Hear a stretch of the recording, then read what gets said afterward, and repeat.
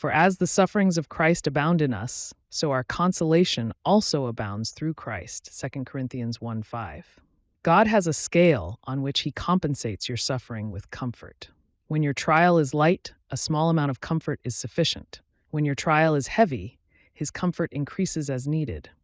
This comfort is concomitant to the faith of the saint. There's a unique description of this in 2 Corinthians 12:8-10. The Apostle Paul begged God 3 times to remove a trial. God gave the reason he wouldn't remove the trial. My grace is sufficient for you, for my strength is made perfect in weakness. Paul identifies the strength God provides as the power of Christ. Therefore, most gladly, I will rather boast in my infirmities, that the power of Christ may rest upon me. Therefore, I take pleasure in infirmities, in reproaches, in needs, in persecutions, in distresses, for Christ's sake. For when I am weak, then I am strong. 2 Corinthians 1:4. This process helps the church also.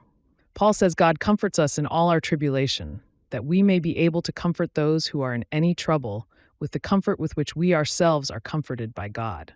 2 Corinthians 1:3-4. The power of Christ resting on you when you are weakest is a statement of faith. This is a promise you can press into when trials increase. Remember, trials are for God's glory and your good. It is God who works in you both to will and to do for his good pleasure. Philippians 2:13.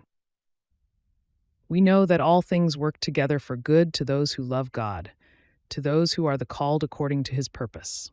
Romans 8:28-29. When trials come, unregenerate sinners naturally escape to the pleasures of the flesh, but saints seek refuge under the lordship of Jesus Christ. That's why Paul said he would boast in his infirmities. Instead of running away from God, he submits to whatever God has caused or allowed, so that the power of Christ can rest upon him.